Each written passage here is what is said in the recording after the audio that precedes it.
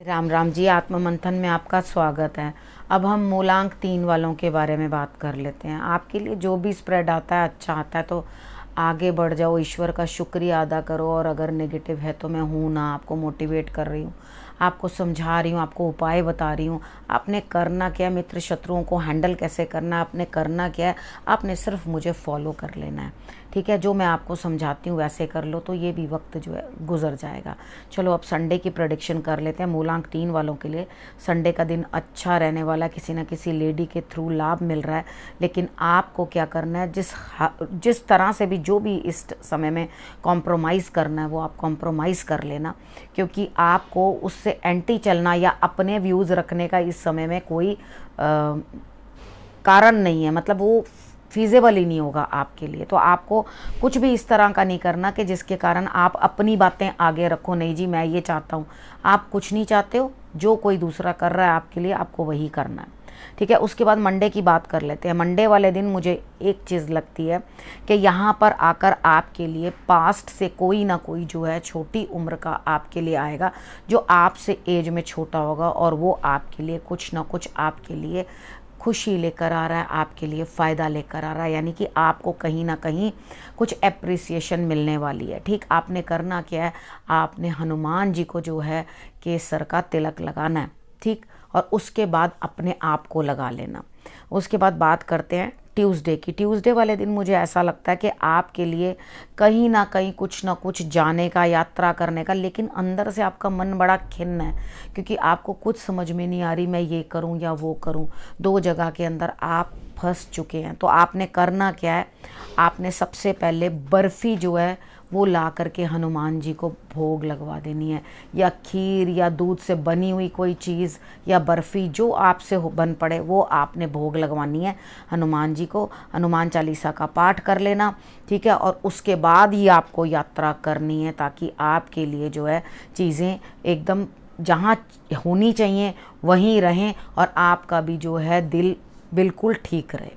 ठीक, उसके बाद हम वेडनेसडे की बात कर लेते हैं। वेडनेसडे वाले दिन मुझे लगता है कोई ना कोई स्थान परिवर्तन, आप कहीं ना कहीं जा सकते हो, कहीं ना कहीं या अपने रूम में भी आप कभी चेंज ला सकते हो, अपने किसी काम में चेंज ला सकते हो, काम करने के तरीके में चेंज ला सकते हो, या कहीं जा सकते हो। यानी कि कहीं ना कहीं कुछ ना कुछ आपके लिए स्थान परिवर्तन जैसी, जगह बदलने जैसी कोई ना कोई उम्मीद दिखाई देती है वेडनेसडे को। ठीक है, और उसके बाद किसी थर्ड पर्सन की एंट्री से, यानी कि कोई तीसरा इंसान आपकी लाइफ में जो एंटर कर रहा है वो आपके लिए खुशियों का सबब बन सकता है, यानी कि आपके लिए हैप्पीनेस लेकर आ सकता है। दिल और दिमाग दोनों जो है एकदम संतुलन में रहेंगे। आपने पता है क्या करना है, उपाय के तौर पे बस आपने इतना करना है कि आप अपने पैर साफ कर लें उस दिन। ठीक है, और अगर आपके मतलब बहुत अच्छे से नहीं कर सकते या बाहर नहीं जा सकते, कुछ नहीं कर सकते, तो आपने क्या करना है, बकेट के अंदर ल्यूकवार्म वाटर लेकर उसके अंदर एप्सम सॉल्ट या नॉर्मल सॉल्ट डाल के उसके अंदर अपने पैर डिप करके थोड़ी देर रिलैक्स करना।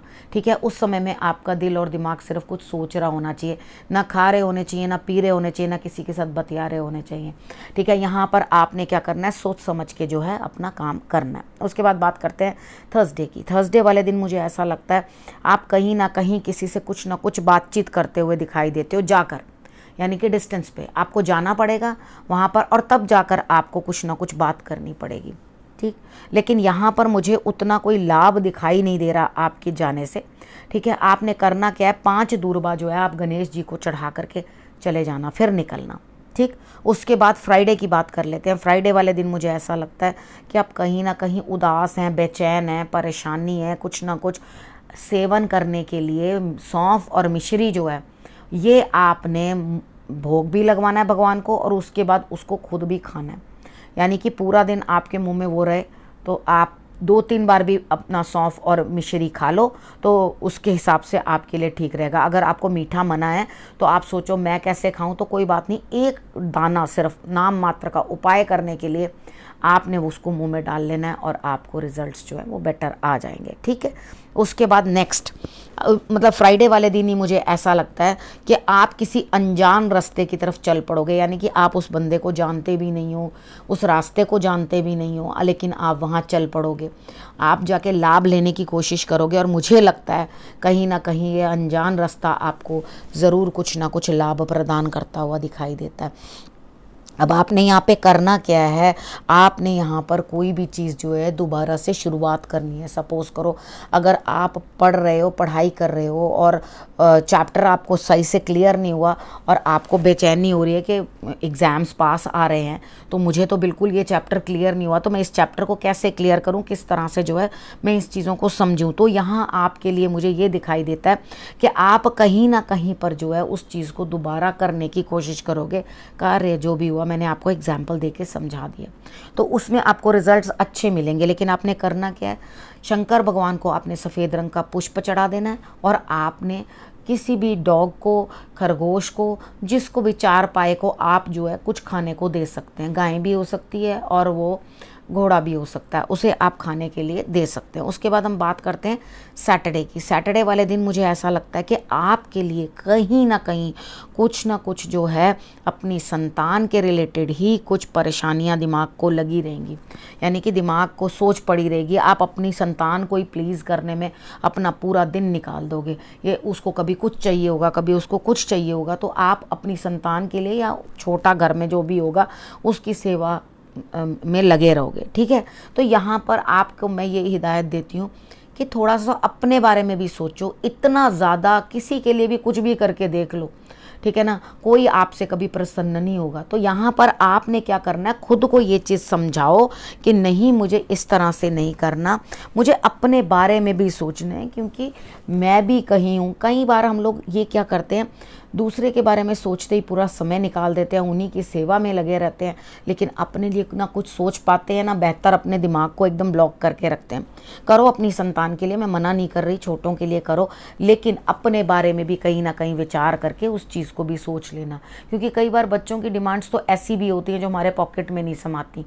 ठीक है, तो आपको अपने बच्चे को उस तरीके के साथ समझाना पड़ता है, जितना बेस्ट टू बेस्ट हो सके उसके लिए करिए, लेकिन जहाँ इतनी हो रही हो वहाँ रुक जाइए। ठीक है, अब इस चीज़ के अंदर आपको जो है गुरु मंत्र है वो क्या कहता है, गुरु मंत्र कहता है आपकी जो बात सैटरडे तक की प्रिडिक्शन हमारी हो चुकी है ना, अब गुरु मंत्र की बात कर लेते हैं। ठीक है, गुरु मंत्र आपके लिए कह रहा है कि आपकी जो भी सिचुएशन है उसके अंदर से प्रेम जो है वो ख़त्म मत होने दो। अगर आपके लिए प्रेम ख़त्म हो गया तो आपको परेशानियां जो हैं आएंगी, यानी कि अपने मन के अंदर जो है आप प्रेम जो है बना रहने दो। उसके बाद आप ये चीज़ तो सोच रहे हो कि मैं जो भी कुछ कर रहा हूँ शायद किसी को दिखाई नहीं दे रहा, लेकिन यहाँ पर ऐसा है कि आपकी चीज़ जो है वो जग जाहिर हो चुकी है। जग जाहिर कई बार होता है कि हम लोग कुछ चीज़ जो है हाइड करने की कोशिश करते हैं, अपने तक रखने की कोशिश करते हैं, लेकिन यहाँ पर क्या हो रहा है, ईश्वर आपकी सारी चीज़ों को देख रहे हैं, समझ रहे हैं। आप ये चीज़ बिल्कुल भी मत सोचो कि मैंने जो चीज़ छुपाव करी है या मैं मुख से कुछ बोल नहीं पा रहा या कह नहीं पा रहा किसी को, तो ईश्वर को वो दिख नहीं रही। ईश्वर आपकी सारी परेशानियां और सारी मजबूरियां समझ रहे हैं, आपको देख रहे हैं और आपके लिए ज़रूर कुछ ना कुछ बेहतरी करने की कोशिश करेंगे। तो एक नई शुरुआत, एक नई चीज़ की शुरुआत जो है डालने की कोशिश करो और अपने आप को जो है हंसी खुशी से, यानी कि प्रेम से अपने काम जो प्रभु करेंगे अच्छा ही करेंगे, बस इसी चीज़ को समझ के आपने जो है अपना ये वीक निकाल लेना है। ठीक है, अब और आपने क्या करना है, आपने रखना है अपने और अपने परिवार का बहुत अच्छे से ध्यान, और अगले हफ्ते मेरे आने का करना है इंतज़ार। तब तक के लिए नमस्कार।